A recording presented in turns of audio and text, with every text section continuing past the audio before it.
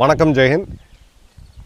தமிழக அரசியலில் ஒரு மிகப்பெரிய மாற்றம் வந்திருக்கு அப்படின்றத நம்ம இந்த தேர்தல் ஆரம்பிச்சில் ஒரு சின்ன அனாலிசிஸில் வந்து சொல்லியிருந்தோம். இப்போது அந்த எலெக்ஷன் ரிசல்ட்டோடைய டேட்டா நம்மக்கிட்ட இருக்குது. இதை நம்ம வந்து ஏஐ மற்றும் டூல்ஸ் வச்சு அனலைஸ் பண்ணும்போது இன்னும் சில டீப்பான சில ட்ரெண்ட்ஸ் வந்து தெரியுது. ஃப்யூச்சரில் பாலிடிக்ஸ் எப்படி இருக்க போகுது அப்படின்றதுக்கான ஒரு டீட்டெயில்டு ஆய்வு. வீடியோவை ஃபுல்லாக பாருங்கள். First demographic shift. இந்த டெமோகிராஃபிக் ஷிஃப்ட்டில் அதிகமாக பேசக்கூடிய வார்த்தை அப்படின்றது ஜென்சிஸ் 18 to 23 அந்த ஃபஸ்ட் டைம் ஓட்டர்ஸ் குரூப்பு.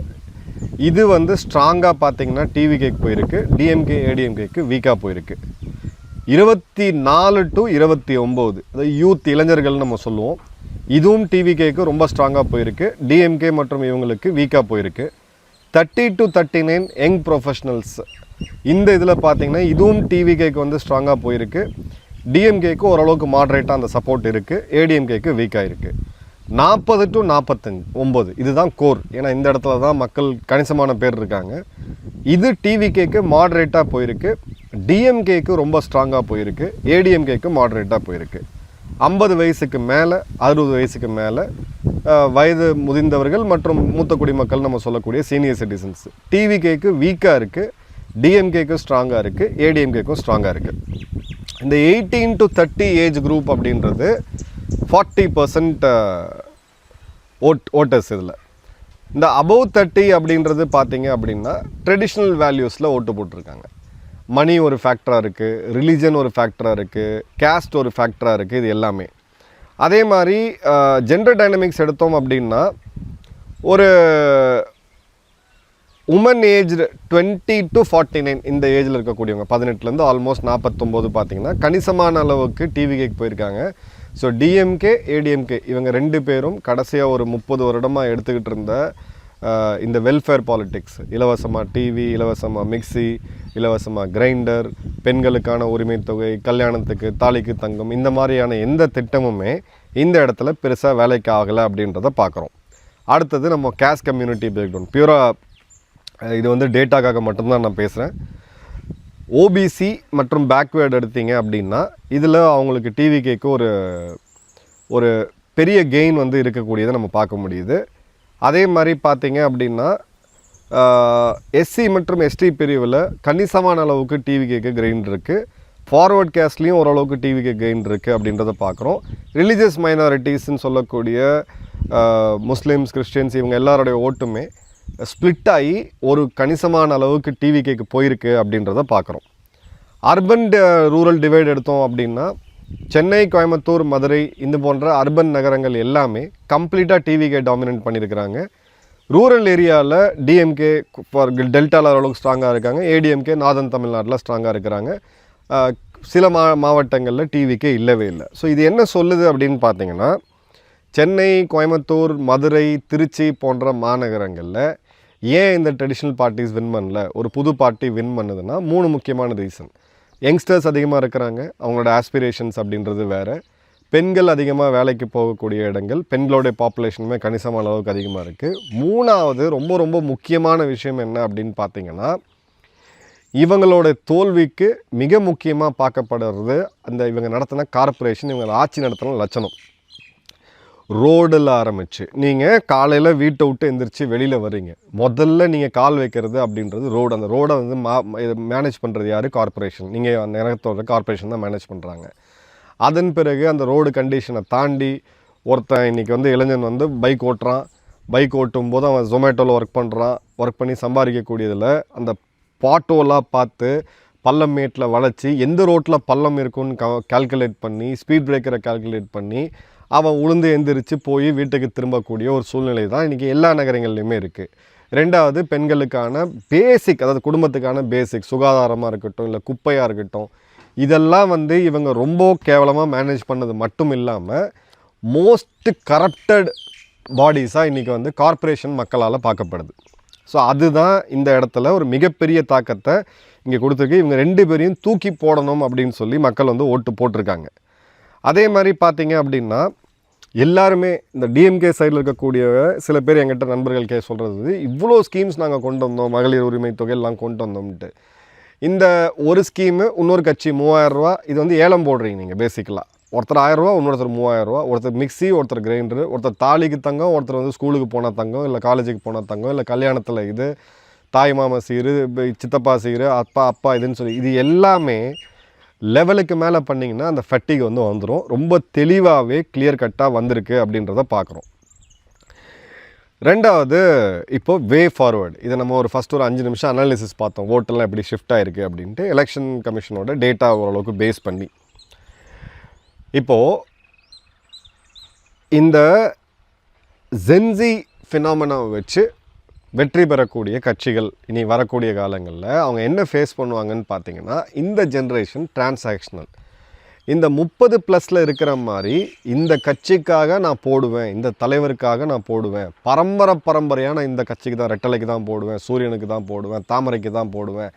இந்த கான்செப்ட் வந்து இந்த 40% ஓட்டர்ஸ் இருக்காங்க பாருங்கள், அதாவது 30 and below, 18 to 30 இவங்கக்கிட்ட கிடையாது. இது டிரான்சாக்ஷனல் ஜென்ரேஷன்.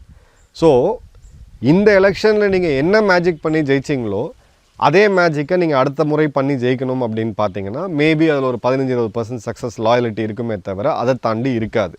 ஸோ இனி வரக்கூடிய காலங்களில் இதை அவங்க ஃபேக்டர் பண்ணணும். அவங்களுடைய சேச்சுரேஷன் பாயிண்ட்டும் சீக்கிரம், ஏன்னா இன்றைக்கி இருக்கக்கூடியது இன்டர்நெட் ஜென்ரேஷன், அரை மணி நேரம் வீடியோலாம் விட அவங்க சேச்சுரேஷன் அப்படின்றது ரீல்ஸ் ஜென்ரேஷன் நம்ம சொல்லலாம். ஸோ ரீல் ஜென்ரேஷனுக்கு நீங்கள் வந்து லாயலிட்டி அவங்ககிட்ட வந்து எதிர்பார்க்க முடியாது. இப்போது ஃப்யூச்சர் பாலிட்டிக்ஸ் 29 மற்றும் 31 தமிழ்நாடு மற்றும் இதில் எப்படி அலையன்ஸ் சேஞ்ச் ஆகும், இதை வந்து நீங்கள் கொஞ்சம் என்கிட்ட விவாதம் பண்ணலாம். பட் நான் பியூராக பாசிபிலிட்டிஸ் அனாலிசிஸ் பாயிண்டில் சொல்லிகிட்டு இருக்கேன். இப்போது காங்கிரஸ் அவசரமாக போய் டிவிகேல போய் ஆதரவு கொடுத்தாங்க. அடுத்த வரக்கூடிய கார்ப்பரேஷன், பஞ்சாயத்து, சட்டமன்றம், நாடாளுமன்றம் எல்லா தேர்தல்லையுமே டிவிகே கூட கூட்டணி அப்படின்னு சொல்லும்போது அங்கே ஒரு அலையன்ஸ் ஃபார்ம் ஆச்சு. ஒன்ஸ் காங்கிரஸ் போன உடனே அடுத்த ஒரு 20 நாளில் இந்த சோகால்டு மதசார்பற்ற கட்சிகள் எல்லாமே டிஎம்கேவை டெசர்ட் பண்ணிவிட்டு இன்றைக்கி அவங்கக்கிட்ட போயிட்டாங்க. இப்போ ஒரே ஒரு கட்சி மட்டும்தான் அங்கே இருக்குது, டிஎம்டிகே இருக்குது, ஒரு எம்எல்ஏ. இன்னொன்று பார்த்தீங்கன்னா எம்டிஎம்கே இருக்குது. அவங்களால போக முடியாது, ஏன்னா அந்த சிம்பிள் பார்த்தீங்கன்னா அவங்க உதயசூரியனில் போட்டி போட்டாங்க. அவங்களே வருத்தப்படுறாங்க, நாங்கள் வந்து போட்டி போடாமல் இருந்தோம்னா நாங்கள் வந்திருப்போன்ட்டு. ஸோ இப்போது அந்த மதசார்பின்மை, அதாவது சிம்பிளாக சொல்லணும் அப்படின்னா பிஜேபி எதிர்ப்பு, இந்துத்துவா எதிர்ப்பு, ஆர்எஸ்எஸ் எதிர்ப்புன்னு சொல்லி ஒன்றுமே இல்லாத ஒரு எதிரியை ஒரு பெரிய எதிரியாக காமிச்சு 2019, 21, 24 3 தேர்தலில் மிகப்பெரிய வெற்றியை இப்போ டிஎம்கே தலைமையில் இருந்த கூட்டணி பெற்றாங்க. இது அப்படியே ரீப்ளேஸ் ஆகி இந்த பக்கம் வந்துருச்சு. இப்போ இனி வரக்கூடிய பாலிட்டிக்ஸில் மிக முக்கியமாக கவனிக்க வேண்டியது, காங்கிரஸும் டிவிகேவும் சேர்ந்து ட்ராவல் பண்ணுவாங்க. ஏன்னா டிவிகேவோட ஒரே ராஜ்யசபா சீட்டு, ஜென்ரலாக ஒரு புது பார்ட்டி ஃபஸ்ட்டு ராஜ்யசபா சீட்டு சென்டிமெண்டலாக அவங்க வைக்கணும். அவங்க மோஸ்ட் லாயல் ஆட்கள் யாருன்னு பார்த்து கொடுப்பாங்க. சர்ப்ரைசிங்காக பார்த்தீங்கன்னா அவங்க வந்து காங்கிரஸுக்கு கொடுத்துருக்காங்க. ஸோ காங்கிரஸுக்கு கொடுத்ததுக்கான ரீசன் என்ன அப்படின்னு பார்த்தீங்கன்னா, டிஎம்கே கிட்ட மீண்டும் இந்த பார்ட்டிஸ் யாருமே போகக்கூடாது ஃபஸ்ட்டு. ரெண்டாவது, காங்கிரஸ் தான் இந்த 21 வருஷம் டிஎம்கேல, காங்கிரஸ் தனியாக சக்தியாக இருந்தாலும் இந்த செக்குலர் அப்படின்ற வார்த்தைக்கு இது ஒரு நம்பகத்தன்மையான ஒரு ஐஎஸ்ஐ முத்திரையாக காங்கிரஸ் இருந்திருக்கு. அப்படி தான் பாலிடிக்ஸ் போயிருக்கு. ஸோ உங்களுக்கு இந்த மைனாரிட்டிஸோடைய ஓட் பேஸு, இவங்க இது பண்ணக்கூடிய ஓட் பேஸ் வேணும் அப்படின்னா நீங்கள் உங்கள் அலையன்ஸில் காங்கிரஸ் அந்த ட்ரஸ்ட் ஃபேக்டருக்காக வைக்க வேண்டிய சூழ்நிலை வருது. ஸோ அதை வந்து இப்போ டிவிக்கே அப்சர்வ் பண்ணுறாங்க அப்படின்றத பார்க்குறோம். அதே மாதிரி காங்கிரஸோடைய லோக்சபா சப்போர்ட்டுக்குள்ளே போகும்போது அவங்க ராகுல் காந்தியை ஒரு பிரைம் மினிஸ்டர் கேண்டிடேட்டாக இது பண்ணுவாங்க, ப்ரொப்போஸ் பண்ணுவாங்க. இந்தியா முழுக்க நரேந்திர மோடி வர்சஸ் ராகுல் காந்தி எடுத்தோம் அப்படின்னா நரேந்திர மோடி அவர்கள் ஒரு பெரிய பாப்புலாரிட்டியில் இருக்கார். தமிழ்நாட்டில் பார்த்திங்கன்னா கம்மி, ஒரு 60% பாப்புலராக ராகுல் காந்தி அவர்களும் ஒரு 30-40% பாப்புலராக மோடி அவர்களும் இருக்கிறாங்க. ஸோ அவங்களுக்கு ஒரு பிரைம் மினிஸ்டர் கேண்டிடேட்டும் கிடச்சாச்சு. ஸோ இந்த இடத்துல இவங்களுக்கு காங்கிரஸுக்கு ஒரு ஜாக்பாட்னே சொல்லலாம். 67க்கு பிறகு 2 மினிஸ்டர்ஸு, ஒரு ராஜ்யசபா எம்பி, ஒரு ஆளுங்கட்சியில் இருக்கிறோம், கூட்டணியில் இருக்கிறோம் அப்படின்றத நம்ம தெளிவாக பார்க்குறோம். இப்போ இந்த இடத்துல நம்ம 29 தேர்தல் எப்படி போகும் அப்படின்னு பார்த்தீங்கன்னா,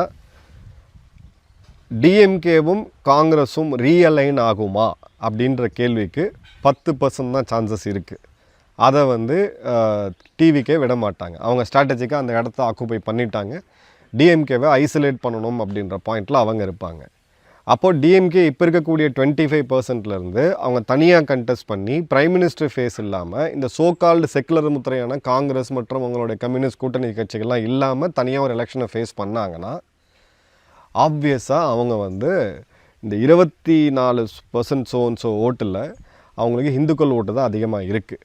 அப்போ அதுவும் இன்னும் குறைஞ்சி ஒரு 18 to 20% லாயல் ஓட்ஸில் வந்து நிற்கிறதுக்கு. ஏன்னா நான் ஏற்கனவே சொன்ன மாதிரி 30 வயசுக்கு மேலே இருக்கக்கூடியவங்க அந்த ஓட்டிங் பேட்டர்ன் இப்போ எல்லாமே ஜென்சி எலெக்ஷன்றாங்க. உண்மை அது கிடையாது. 60% பார்த்தீங்கன்னா 30 வயசுக்கு மேலே இருக்கக்கூடியவங்க இருக்காங்க.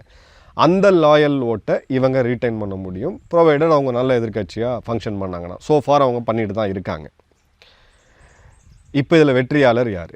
ஏடிஎம்கே ஒரு 21% அவங்க ரீட்டைன் பண்ணியிருக்கிறாங்க. இதை இனிமேல் அவங்க ரிவைஸ் பண்ணி அவங்க ஸ்ட்ராட்டஜியை கொஞ்சம் மாற்றி வந்தாங்க அப்படின்னா இந்த பர்சன்டேஜாக அவங்க ரீட்டைன் பண்ணுறதுக்கான வாய்ப்புகள் இருக்குது. பிஜேபியோடு சேர்ந்து இல்லை காங்கிரஸ்க்கு ஏதாவது ஒரு பெரிய ஆஃபரை கொடுத்து வரலாம். பட் காங்கிரஸ் எம்எல்ஏஸா நம்பர் ஆஃப் எம்பிஸா இல்லை எம்பி சீட்ஸா அப்படின்னு கேட்டிங்கன்னா கேண்டிடேட் சீட்ஸா அப்படின்னு கேட்டிங்கன்னா அவங்க எம்பிஸை தான் சூஸ் பண்ணுவாங்க. ஸோ போகிறதுக்கான வாய்ப்புகள் ரொம்ப ரொம்ப கம்மி. மேபி ஏடிஎம்கே வச்சு ஒரு பார்கெயின் பண்ணி அவங்க அதிக சீட்டு வாங்கணும் அப்படின்னு பார்ப்பாங்க. அலையன்ஸை பிரேக் பண்ணுறதுக்கான வாய்ப்பு இல்லை. ஸோ இந்த இடத்துல இன்னும் ஒரு 5% ஓட்டு டிவிகே 35லேருந்து ஆல்மோஸ்ட் 45க்கு போவாங்க. 39க்கு 39 சீட்டை வந்து அவங்க க்ளீன் ஸ்வீப் பண்ணுறதுக்கான வாய்ப்புகள் மிக மிக மிக மிக பிரகாசமாக இருக்குது. இப்போ இவங்க என்ன பண்ணுவாங்க அடுத்த இது? ஸோ பியூர் பாலிட்டிக்ஸ் நம்ம எடுத்தோம் அப்படின்னு பார்த்தீங்கன்னா இந்த இடத்துல ஒரு ஆன்டி எலைட் பாப்புலிஸ்ட்டாக டிஎம்கே தன்னை ப்ரொஜெக்ட் பண்ணியோ இல்லை வந்து பார்த்திங்கன்னா ஒரு ரீஜனல் கன்சாலிடேஷனுக்குள்ளே உள்ளே போய் ஒரு ஓபிசி கன்சாலிடேஷனுக்குள்ளே போனாங்கன்னா அங்கே சில இடத்துல அவங்க வந்து இது பண்ணுறதுக்கு வாய்ப்பு இருக்குது. ஆனால் அவங்க இப்போ என்ன பண்ணுறாங்கன்னா ஒரு யூத் ஃபோக்கஸ்ட் ரீபிராண்டிங்கை ட்ரை பண்ணுறாங்க. அது சத்தியமாக முடியாது. அந்த ஸ்பேஸை இவங்க ஏற்கனவே ஆக்குப்பை பண்ணிட்டாங்க. அவங்களுடைய அந்த யூத் ஃபோக்கஸ்ட் அப்படின்றது ஒரு லிமிட்டட் லெவலில் சிட்டிஸில் அவங்களுக்கு ஒரு தாக்கத்தை கொடுக்கலாமே ஒழிய அதை தாண்டி இது வந்து ஒரு பெரிய ஒரு இதுவாக இருக்காது. இன்னொரு ஆப்ஷன் எதை நோக்கி போகும்? ஆல் லைக்லி இதுதான் நடக்க போகுது. இது இப்போத்தி கேட்குறதுக்கும் உங்களுக்கு ரொம்ப சர்ப்ரைஸாக இருக்கும். பட் பாசிபிலிட்டி இல்லைன்னு நம்ம சொல்ல முடியாது. என்னை பொறுத்த வரைக்கும் ஒரு ஸ்ட்ராங்கான பாசிபிலிட்டி இருக்குது. அது என்னென்னு பார்த்தீங்கன்னா லூசர்ஸ் யுனைட் அப்படின்ற தியரி இருக்குது. லூசர்ஸ் யுனைட் அப்படின்ற தியரி படி எடுத்திங்கன்னா இவங்க எல்லாரும் ஒன்று சேருவாங்க. ஒரு டிவிகேக்கு எதிராக ஒரு கோயலேஷனை உருவாக்குவாங்க. அதில் பங்காளிகளாக இருக்கக்கூடிய ஏடிஎம்கே டிஎம்கே ஒன்றா சேருவாங்க. கூடவே வந்து பிஜேபியும் ஒன்றா சேரும். இது வந்து ஒரு சாலிடான ஒரு கன்சாலிடேஷனை கொடுத்து இவங்கள வந்து ஒரு ஃபோர்ஸாக ஒரு ப்ராமினன்ட் ஃபோர்ஸாக ஒரு டஃப்பான ஃபைட்டை நோக்கி போகிறதுக்கான வாய்ப்புகள் இருக்குது. அதுலேயும் பார்த்திங்கன்னா சிட்டிஸில் டிவிகேக்கு அட்வான்டேஜ் ஆகும், ரூரல் ஏரியாவில் டிவிகேக்கு டிஎம்கே இந்த டிஎம்கே ஏடிஎம்கே பிஜேபி இவங்களோட அலையன்ஸுக்கு ஒரு அட்வான்டேஜாகவும் இருக்கும். இப்போ இவங்க வந்து அதை எப்படி நீங்கள் கெஸ் பண்ணலாம் அப்படின்னு பார்த்தீங்கன்னா இதுக்கு மேலே அவங்க சனாதனத்தை பற்றி பேசலை அப்படின்னா இந்த டைரெக்ஷனில் மூவ் பண்ணுறாங்கன்னு அர்த்தம். இல்லை சனாதன எதிர்ப்பு அப்படின்னு சொல்லி மீண்டும் அதே ரிலீஜியஸ் பாலிட்டிக்ஸாக அவங்க பண்ணாங்க அப்படின்னா அவங்களுடைய ஹோப் என்னவாக இருக்குன்னா இது ஃபஸ்ட் டைம் ஒரு டைம் ஓட்டாக இது டிவிகேக்கு போயிருக்கு, மீண்டும் திரும்ப வந்துடும் அப்படின்ட்டு. இந்த இடத்துல காங்கிரஸ் என்ன பண்ணுவாங்க? They will stick to TVP. ஸ்ட்ராங்காக பிடிச்சிக்கிட்டு அங்கே உட்காருவாங்க. அது தவிர வேறு எதுவும் பண்ண மாட்டாங்க.